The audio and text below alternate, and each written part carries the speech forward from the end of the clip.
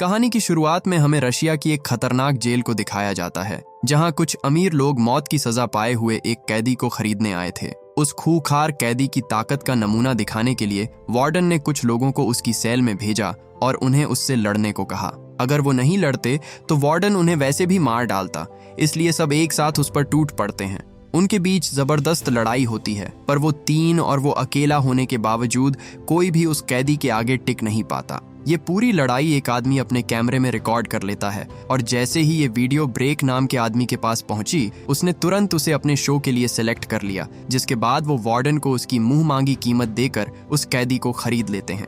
इसके बाद हमें साल्वाडोर की एक और जेल को दिखाया जाता है, जहां अरब देश का एक और खूंखार कैदी रहा करता था। ब्रेक के लोग अपने शो के लिए उसे भी खरीदना चाहते थे, फिर चाहे उसकी कीमत कुछ भी हो। पर दिक्कत ये थी कि उसे बेचने के लिए वहां का वार्डन तैयार नहीं था। उसे लगता था कि उनका ये कैदी इतना खतरनाक है कि कोई भी उससे मुकाबला नहीं कर सकता। ब्रेक उसकी ताकत का एक नमूना देखना चाहता था, जिसके बाद वार्डन उससे लड़ने के लिए अपनी ही जेल के दो कैदियों को चुनता है। गार्ड्स जैक नाम के आदमी के पास जाते हैं और उसे कहते हैं कि वार्डन तुमसे मिलना चाहते हैं। पर जैक बोला, तेरे वार्डन से बोल नहीं आता, क्या कर लेगा? उसका रवैया गार्ड्स को बिल्कुल पसंद नहीं आता, जिसके बाद वो उसे बंदूक की नोक पर वार्डन के पास ले जाते हैं। उस जेल का हर एक शख्स जानता था कि उस कैदी के सेल में जाना मौत के मुंह में जाने के बराबर था, लेकिन अगर वो नहीं लड़ते तो वार्डन वैसे भी उन्हें मार डालता। पहले आदमी ने किसी तरह हिम्मत करके उससे लड़ने की कोशिश की, पर वो कैदी अपने एक ही वार में उसे ढेर कर देता है। अगली बारी जैक की थी, पर उसने लड़ने से मना कर दिया। वार्डन आगे बढ़कर उसे लड़ने को कहता है, लेकिन जैक बेवजह किसी से फाइट नहीं करना चाहता था। काफी दबाव डालने पर भी जब वो नहीं माना तो वार्डन ने खुद उस दूसरे कैदी को उसकी बेड़ियों की चाबी दे दी। वो अपने गले से जंजीर निकालता है और जैक को मारने ही वाला था कि तभी जैक ने उसके मुंह पर जोर का घूंसा मारा, जिससे वो बेहोश हो गया। ये देखकर सबका मुंह खुला का खुला रह जाता है, क्योंकि उसने उनके सबसे ताकतवर कैदी को एक ही घूंसे में धूल चटा दी थी। अपने शो के लिए ब्रेक को जैक काफी दमदार लगा, जिसके बाद वो उसे भी बाकी लोगों में शामिल कर लेता है। बताया जाता है कि ब्रेक एक बिगड़ैल अमीर जादा है, जो कुछ ऐसा करना चाहता है जो इस दुनिया में किसी ने ना किया हो। वो एक ऐसा शो बना रहा है जिसमें मौत की सजा पाए हुए 10 खतरनाक कैदी एक आइलैंड पर एक दूसरे से फाइट करेंगे और उन 10 लोगों में से सिर्फ एक ही इस गेम को जीतेगा। इसलिए वो दुनिया भर की जेलों से कैदियों को इकट्ठा कर रहा था। अब क्योंकि उसका ये शो पूरी तरह से इलीगल था, इसलिए वो इसे किसी टीवी चैनल पर नहीं बल्कि सीधे डार्क वेब पर लाइव टेलीकास्ट करने वाला था। उसे लगता था कि लोग अपनी जिंदगी से इतने बोर हो चुके हैं कि अब उन्हें नकली ड्रामा नहीं बल्कि असली मौत का खेल देखना है। अपने शो को प्रमोट करने के लिए वो अमेरिका की सबसे बड़ी जर्नलिस्ट को अपने सीक्रेट आइलैंड पर बुलाता है। हालांकि ये रिपोर्टर उसके शो के सरासर खिलाफ थी। वो कहती है, इस तरह लोगों को एक दूसरे की जान लेने के लिए मजबूर करना हैवानियत है। तुम एक अरबपति हो जो खून खराबा दिखाकर खरबपति बनना चाहता है। पर ब्रेक ऐसा नहीं मानता था। वो बोला, मेरे शो के सभी कंटेस्टेंट ने घिनौने अपराध किए हैं। अगर मैं ना होता तो ये कैदी बहुत पहले ही मर चुके होते। मैं तो बस इन्हें जीने का एक मौका दे रहा हूँ और बदले में लोगों को वही दिखा रहा हूँ जो वो देखना चाहते हैं। आखिर इसमें गलत क्या है? ब्रेक को पता चला कि उसने जो कंटेस्टेंट चुने थे उनमें से एक को कल ही कुछ कैदियों ने जान से मार डाला। ब्रेक को उसकी जगह एक और खूंखार चेहरा चाहिए था जो स्क्रीन पर आते ही लोगों की सांसें रोक दे, जिसके बाद उसकी जगह वो जैक को लाने का फैसला करता है। इसके बाद उन 10 कैदियों को ब्रेक के सीक्रेट आइलैंड पर लाया गया। यहाँ सब एक से बढ़कर एक थे। हम स्टीव नाम के कैदी को देखते हैं, जिसे रवांडा की जेल से लाया गया था। ये आदमी उन सब में सबसे खतरनाक था। वो 4 साल स्पेशल फोर्सेज में था। उसने वहां के एक गांव में आग लगा दी, 20 लोगों को जान से मार दिया और तो और उसने 9 औरतों का रेप भी किया था। उसकी प्रोफाइल जानकर बाकी कैदियों के पैरों तले जमीन खिसक गई। उन्हें समझ ही नहीं आ रहा था कि ये आदमी इंसान है या फिर हैवान।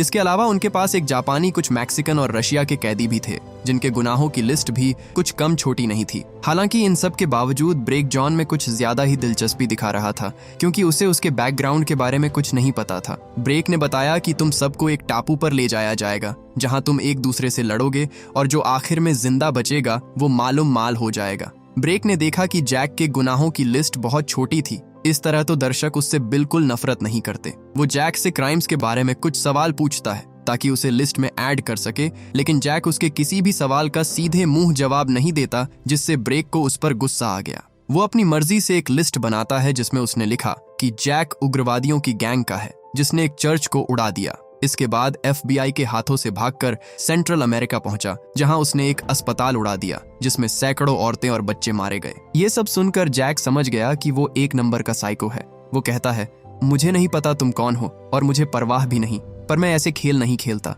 लेकिन ब्रेक ने उसे यहाँ लाने के लिए उस पर अच्छे पैसे लगाए थे। वो बोला, जरूरी नहीं कि तुम ये खेल जीतो, लेकिन खेलना तो पड़ेगा।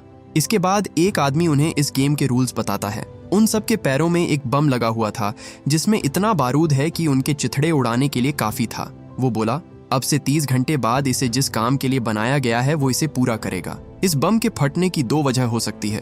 पहली, वो लाल वाला सिरा खींचो और 10 सेकंड बाद ये बम फट जाएगा। दूसरी, वायर के साथ छेड़छाड़ या उसे काटने की कोशिश की तब भी ये बॉम्ब अपने आप फट जाएगा। इतना बताकर उसने उस बॉम्ब को एक्टिवेट कर दिया, जिससे उसमें 30 घंटे का टाइमर चालू हो जाता है। अपने पैरों में बम लगा देख डर के मारे सबके पसीने छूटने लगते हैं, लेकिन जैक के चेहरे पर एक शिकन तक नहीं थी। उल्टा वो तो ये सोच रहा था कि वो किन नौसिखियों के बीच फंस गया है। उन सभी को हेलीकॉप्टर से आइलैंड पर ले जाया जाता है, जहां वो उन्हें एक एक कर पानी में फेंकना शुरू कर देते हैं। उनमें से ज्यादातर कैदी इस गेम को नहीं खेलना चाहते थे, पर यहाँ उनकी मर्जी नहीं चलने वाली थी। गार्ड्स ने उनके मुंह में चाबी फंसाकर उन्हें नीचे फेंक दिया, और जो कैदी नीचे जाने में आनाकानी कर रहे थे उन्हें तो वो कहीं भी फेंक दे रहे थे। उनमें से एक तो सीधा एक लोहे के पोल पर जा गिरा, जिससे उसकी मौके पर ही मौत हो गई। जैक गुस्से में एक गार्ड पर हमला कर देता है, जिसके बाद उस गार्ड ने उसे बिना चाबी के ही नीचे फेंक दिया। जो कैदी अपने मुंह में चाबी लेकर नीचे कूदे थे, उन्होंने तो जल्दी से अपने हाथ की बेड़ियां निकाल दी, लेकिन जैक ने जब होश संभाला तो देखा कि उसके हाथ अभी भी बंधे हुए थे और इतनी मोटी हथकड़ी को तोड़ने के लिए वहां कोई औजार भी नहीं था। इस तरह पूरे 9 लोग टापू पर उतरने में कामयाब रहे। एमिलिया नाम की लड़की जब पानी पी रही थी, तभी उसने अपने सामने से उस जापानी कैदी को जाते हुए देखा जो बहुत खतरनाक था। वो जल्दी से छुप जाती है, पर तभी एक आदमी ने उसे पकड़ लिया और उसके साथ जबरदस्ती करने लगा।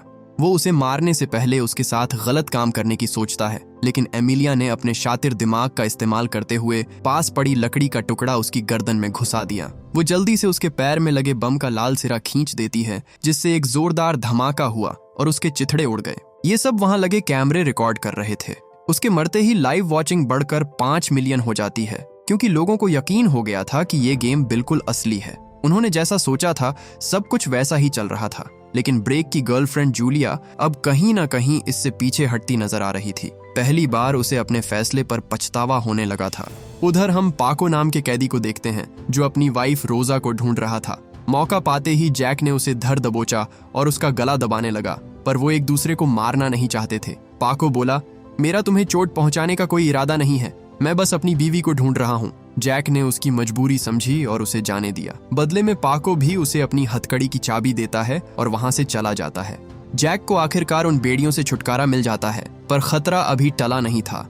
उनके पास एक दूसरे को मारकर बाहर निकलने के लिए सिर्फ 30 घंटे थे, और अगर इन 30 घंटों में कोई एक विनर नहीं मिला तो कोई जिंदा नहीं बचेगा। इसके बाद हम मार्कस नाम के कैदी को देखते हैं, जो अपने पैर में लगे बॉम्ब को निकालने की कोशिश कर रहा था, पर सेफ्टी अलार्म बजते ही वो पीछे हट जाता है। उसने देखा कि उस पर कैमरे से नजर रखी जा रही थी, जिसके बाद उसने गुस्से में कैमरा ही तोड़ दिया। इसी बीच एक हेलीकॉप्टर कंटेस्टेंट के लिए कुछ चीजें ड्रॉप करता है। जो उस तक पहले पहुंचता वो उसका हो जाता।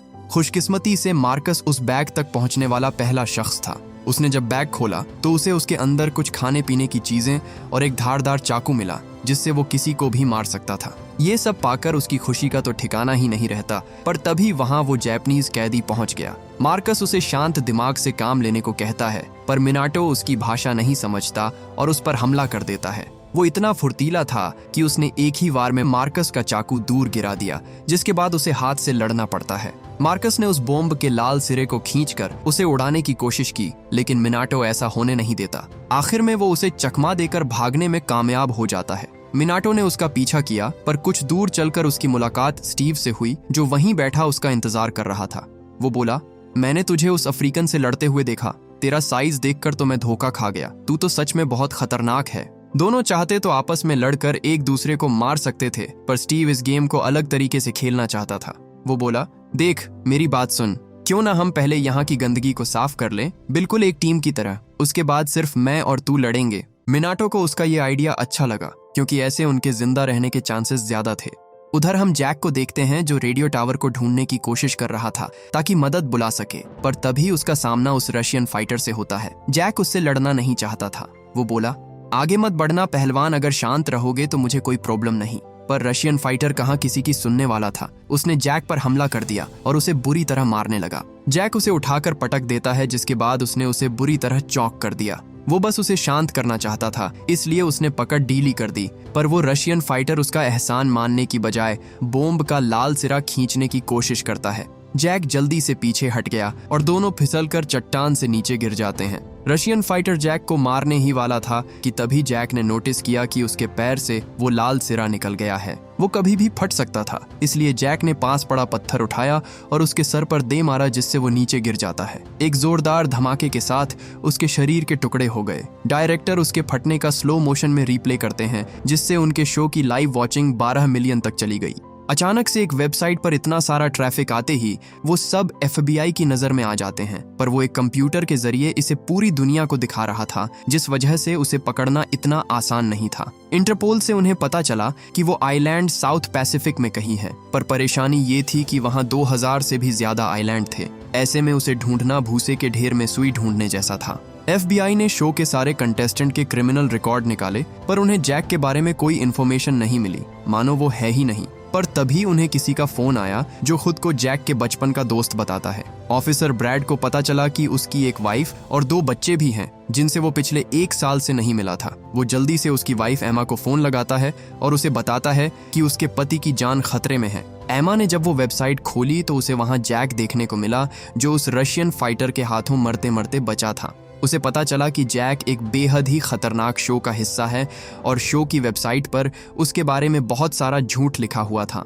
इसी बीच हम रोजा को देखते हैं जो अपने पति को ढूंढने की कोशिश कर रही थी। किसी की आहट से वो एकदम से चौकन्नी होकर छुप जाती है, पर उसने देखा कि ये तो पाको है। दोनों एक दूसरे से मिलकर बहुत खुश होते हैं, पर उनकी ये खुशी ज्यादा देर नहीं टिकती, क्योंकि स्टीव ने उन्हें ढूंढ लिया था। पाको जानता था कि स्टीव की उसकी बीवी पर गंदी नजर है, इसलिए उसने रोजा को वहां से जाने को कहा। स्टीव उस पर चाकू से हमला कर देता है, पर पाको ने उसे बहुत मारा। वो उसकी ताकत के आगे बिल्कुल भी नहीं टिक पाता, लेकिन तभी मिनाटो उसकी बीवी को पकड़कर उसके पास ले आता है, जो देख पाको का ध्यान उस पर से भटक गया और बस इसी का फायदा उठाकर स्टीव उसकी टांग तोड़ देता है।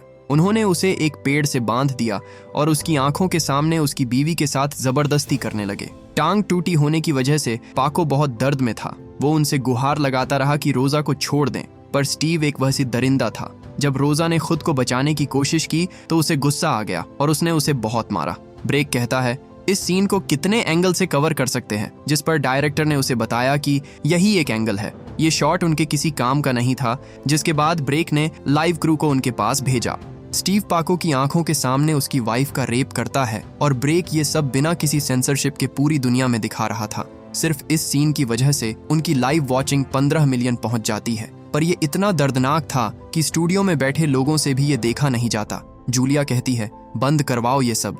ब्रेक ने देखा कि अब उन लोगों के दिल पिघलने लगे थे। वो जूलिया को समझाता है कि वो औरत अपने पति के साथ मिलकर हत्याएं करती थी। वो जैसे हैं उनके साथ वैसा ही हो रहा है। ये सब देखना आसान नहीं था, इसलिए उसका डायरेक्टर ताज़ी हवा खाने के लिए बाहर चला जाता है। हालांकि इसके बावजूद वो लोग उसके साथ थे। उधर स्टीव रोजा का रेप करने के बाद उसके बॉम्ब के लाल सिरे को खींच देता है, जिससे उसकी मौत हो गई। जब वो वापस लौटे तो उन्होंने देखा कि पाको वहां से भाग चुका था। उसका एक पैर टूटा हुआ था, इसलिए वो ज्यादा दूर नहीं गया होगा। ये सोचकर दोनों उसे ढूंढने लगते हैं, पर पाको जंगलों में छुपने में माहिर था। देखते देखते रात हो जाती है, पर वो उसे ढूंढ नहीं पाते। इसी बीच जैक, जो अब भी उस रेडियो टावर को ढूंढ रहा था, देखता है कि पाको अकेले बैठा रो रहा था। वो बोला, दोस्त मुझसे बात करो, क्या हुआ तुम्हें? पर तभी उसकी नज़र स्टीव और उस जापानी पर पड़ी जो उसे ढूंढ रहे थे। वो समझ गया कि वो दोनों मिले हुए हैं। पाको कहता है, उन्हें मारने में मेरी मदद करो, बदले में तुम सारे पैसे रख लेना। जैक को पता चला कि उन लोगों ने पाको की वाइफ को उसकी आंखों के सामने बेरहमी से मार डाला था, पर वो चाहकर भी उसकी मदद नहीं कर सकता था, क्योंकि पहले उसे एक जरूरी काम पूरा करना है। वहीं दूसरी ओर हम मार्कस को देखते हैं, जो जंगलों में भटकता हुआ आगे बढ़ रहा था, पर तभी एमिलिया ने उस पर हमला कर दिया। वो उसे जान से मारने की कोशिश करती है, लेकिन मार्कस तुरंत उस पर हावी हो गया और उसका गला दबाने लगा। वो बोला, शांत हो जाओ, मैं तुम्हें मारना नहीं चाहता, मैं बस अपने पैर से बॉम्ब निकालना चाहता हूँ। ब्रेक देखता है कि वो उसे मार नहीं रहा, जिसके बाद उसे गुस्सा आने लगता है। वो बोला, ये सब हो क्या रहा है? मैंने उन्हें मारने के लिए आइलैंड पर भेजा था, पर यहाँ तो दोस्त बनाए जा रहे हैं। जैक पाको को सहारा देते हुए उनसे काफी दूर आ जाता है, पर उसने देखा कि दूसरी ओर जाने का ब्रिज टूटा हुआ है। इसका मतलब आगे का सफर उसे अकेले तय करना था। इसके बाद उसने अपने पैर में लगे जीपीएस को किसी चीज से ढक दिया, जिससे उसका सिग्नल आना बंद हो गया। रास्ते में उसने कुछ खाने की चीजें बटोरी थी, पर वो उसे पाको को दे देता है ताकि उसके वापस आने तक वो जिंदा रहे। जाने से पहले पाको उसे मदद के लिए शुक्रिया कहता है, जिसके बाद जैक एक रस्सी पर लटक कर आगे बढ़ने लगा। ब्रेक देखता है कि गेम में अब कुछ भी दिलचस्प नहीं हो रहा था। अगर ऐसा ही चलता रहता तो उसके शो की रेटिंग पर बुरा असर पड़ता, इसलिए उसने कंटेस्टेंट्स की मदद करने की सोची। उन सब में स्टीव ही था जो खून खराबा करके इस शो को इंटरेस्टिंग बना रहा था। उस जैसे साइको के हाथ में अगर हथियार लग जाए तो वो क्या नहीं कर सकता। ये सोचकर ब्रेक जानबूझकर उसके नजदीक एक और बैग गिरवाता है। स्टीव ने जब उसे खोला तो उसने देखा कि उन लोगों ने तो हर चीज भेज दी थी। एक तरफ जहां उसके हाथ में खतरनाक हथियार थे, वहीं दूसरी तरफ बाकी कैदियों को निहत्थे ही इस खेल में टिके रहना था, जो कि सरासर चीटिंग थी। वहीं अमेरिका में FBI ऑफिसर ब्रैड, जो इस केस की तह तक जाना चाहता था, उसे उसके सीनियर्स इस केस को बंद करने को कहते हैं। जैक के बारे में छानबीन शुरू करते ही कुछ आला दर्जे के लोगों को बहुत परेशानी होने लगी थी और वो नहीं चाहते थे उसके बारे में किसी को पता चले। ब्रैड को पता चला कि उस टापू पर जितने कैदी हैं, उसने उनसे ज्यादा लोगों को मारा है। साल भर पहले उसे एल साल्वाडोर भेजा गया था एक ड्रग माफिया को खत्म करने के लिए। उसने वहां काफी नुकसान पहुंचाया, पर इस दौरान वो पकड़ा गया। ब्रेड गुस्सा था कि उन्होंने उसे पूरे 1 साल तक जेल में सड़ने दिया, पर उसके सीनियर्स ने उसे समझाया कि जैक जैसे लोगों को ऐसे कामों की अच्छी रकम मिलती है ताकि आला अफसरों के नाम कहीं ना आए। उधर गोल्डी जैक को ट्रैक नहीं कर पा रहा था, जिस वजह से सब थोड़े घबराने लगते हैं। वो उन्हें कुछ देर के लिए मिल गया था, पर वो फिर से गायब हो गया और इसकी वजह ये थी कि वो उनकी तरफ आ रहा है। सबसे बड़ी मुसीबत ये थी कि जहां पर वो हैं, वहां उन्होंने कोई कैमरे नहीं लगा रखे थे। जिसके बाद ब्रेक उसे ढूंढने के लिए एक सर्च टीम भेजता है और चारों तरफ गार्ड्स को तैनात कर देता है। जैक काफी देर से बाहर खड़ा इसी मौके की तलाश में था। उनके बाहर जाते ही वो गेटकीपर को बेहोश करके अंदर घुस गया। उसने देखा कि रेडियो टावर पर एक आदमी निगरानी दे रहा है, जिसके बाद वो दबे पांव ऊपर गया और बिना किसी की नजर में आए उसे भी ठिकाने लगा दिया। जैक रेडियो से अपनी वाइफ एमा को कांटेक्ट करता है। उसकी आवाज सुनते ही एमा एकदम से सहम गई, क्योंकि वो पूरे 1 साल बाद उसकी आवाज सुन रही थी। जैक के पास ज्यादा समय नहीं था, इसलिए वो उसे एक बैंक अकाउंट के बारे में बताता है जिसमें उसने उसके लिए कुछ पैसे जमा कर रखे थे। एमा उससे मिलना चाहती थी, पर जैक ने उसे बताया कि इस वक्त जहां वो है वहां से जिंदा लौटना नामुमकिन है और कोई उसकी मदद के लिए नहीं आने वाला। पर एमा के काफी रिक्वेस्ट करने पर आखिरकार जैक मैप में देखकर उसे इस आइलैंड की लोकेशन बता ही देता है। वो कुछ और बता पाता उससे पहले ही गार्ड्स वापस लौट आते हैं। ब्रेक ने उसे देख लिया था, जिसके बाद वो तुरंत सारे जनरेटर्स बंद करवा देता है, जिससे रेडियो भी बंद पड़ गया। इसी बीच एक आदमी उसे मारने के लिए ऊपर गया, पर कोई रास्ता न पाकर जैक सीधा टावर से नीचे कूद जाता है। उन्होंने उस पर अंधाधुंध गोलियां चलाई, पर अंधेरे में जैक कहीं गायब हो जाता है। उधर ब्रेड को पता चल गया था कि वो कहाँ है। वो अपने सीनियर्स से उसे रेस्क्यू करने की रिक्वेस्ट करता है, पर यह इतना आसान नहीं था। सबके हाथ बंधे हुए थे। ब्रेड कहता है वो पूरे 1 साल जेल में रहा, पर उसने कभी अपनी जबान नहीं खोली, सिर्फ तुम्हारी हिफाजत के लिए। अपने देश के लिए सब कुछ सहता रहा, और आज जब उसे हमारी जरूरत है तो हम पीछे हट रहे हैं। उसकी बातें सुनकर उनका जमीर जाग गया, जिसके बाद उन्होंने जैक की मदद करने की सोची। इसी बीच मार्कस और एमिलिया एक साथ अच्छा वक्त गुजार रहे थे। मार्कस उसे अपनी कहानी बताने लगा और एमिलिया भी उसके करीब आने लगी। अपनी बातों में वो इतना खो गया था कि उसने ध्यान ही नहीं दिया कि एमिलिया उसके बम को एक्टिवेट करके भाग चुकी थी। जब तक उसे एहसास होता तब तक बहुत देर हो चुकी थी। एक जोरदार धमाके के साथ उसकी भी मौत हो जाती है और स्टूडियो में सब लोग उस पर हंसने लगते हैं, क्योंकि ये अब तक की सबसे बेवकूफाना मौत थी।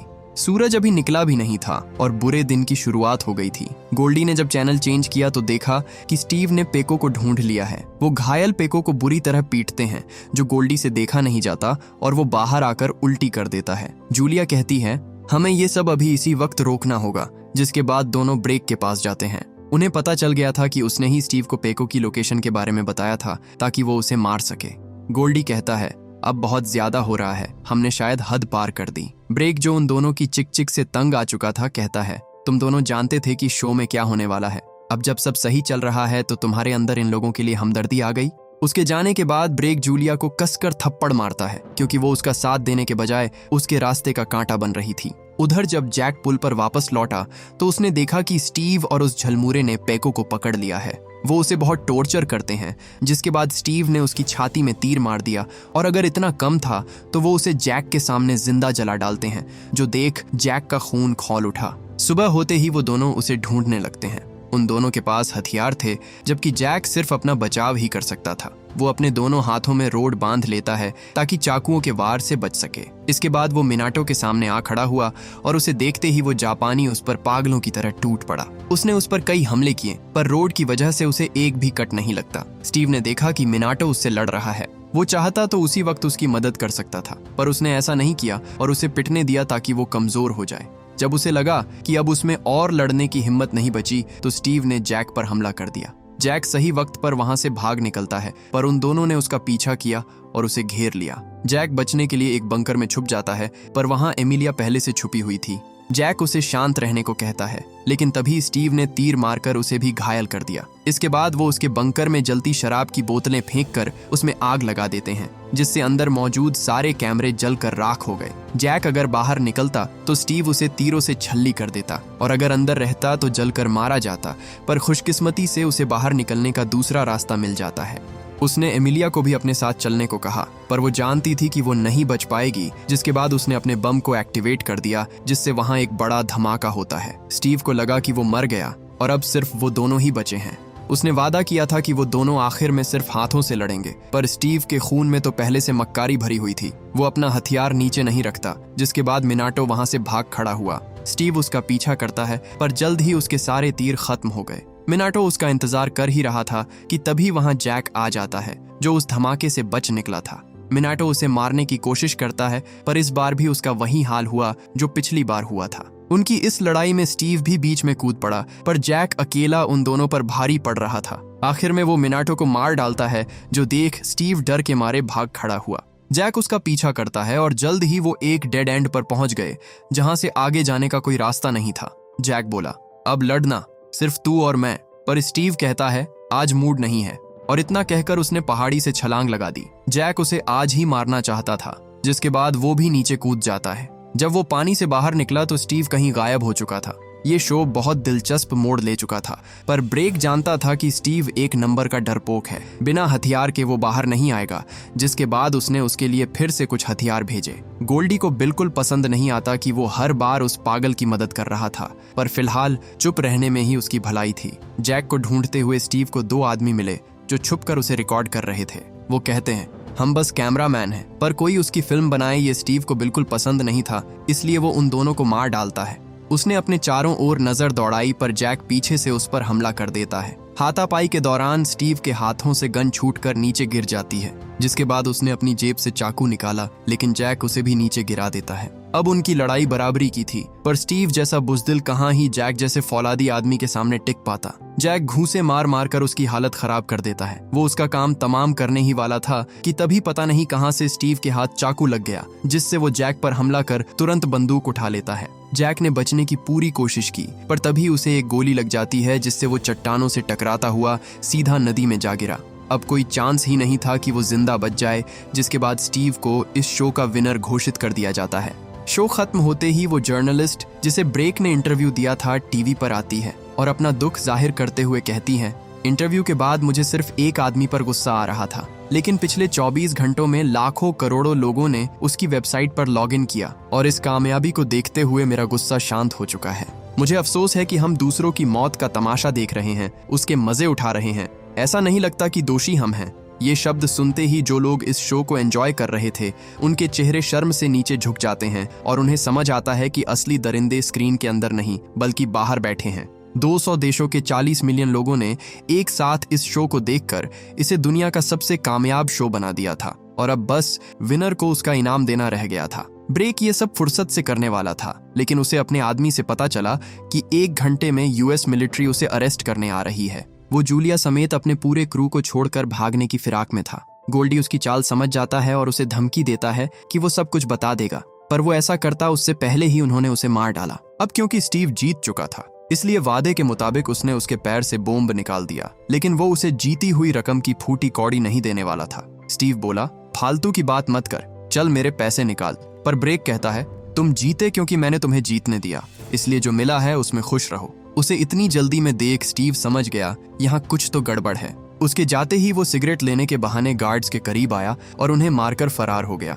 इसके बाद वो क्रू के पास आया और उनसे पूछा कि ब्रेक कहाँ है, लेकिन उन्हें नहीं पता था कि वो कहाँ गया, जिसके बाद स्टीव उन सबको गोलियों से भून देता है। इसी बीच हम जैक को देखते हैं, जिसमें अब भी थोड़ी बहुत जान बाकी थी। उसके पैर में अब भी वो बॉम्ब बंधा हुआ था जो बस कुछ ही मिनटों में फट जाता। किसी तरह हिम्मत करके वो बेस तक पहुंचा, जहां उसने देखा कि स्टीव ने अपनी सनक में सबको मौत के घाट उतार दिया था। वो जूलिया को भी मारने ही वाला था कि तभी वहां जैक आ खड़ा हुआ। उसे जिंदा देख स्टीव को बड़ी हैरानी होती है। उसने बंदूक चलाई पर गोलियां खत्म हो चुकी थीं। स्टीव चुपचाप कुर्सी पर बैठ जाता है और कहता है, देख भाई, मैं ये खेल नहीं खेलना चाहता था। जो भी जिस लायक था उसे वही मिला। वो जैक को अपनी जिंदगी की तकलीफों के बारे में बताने लगा ताकि वो उस पर थोड़ा रहम खाए। जैक बोला, तेरी जिंदगी बड़ी दुख में कटी है, चल तेरी तकलीफ कम किए देता हूँ। और बस इतना कहकर उसने पूरी की पूरी मैगजीन उसकी छाती में दाग दी। उधर ब्रेक बचकर भागने की कोशिश कर रहा था। वो जल्दी से हेलीकॉप्टर में बैठ गया और पायलट को जल्दी से उसे उड़ाने को कहा। जब तक जैक उस तक पहुंचता, उसका हेलीकॉप्टर टेक ऑफ कर चुका था। जैक ने उस पर गोलियां चलाई पर उनका उस पर कोई असर नहीं होता।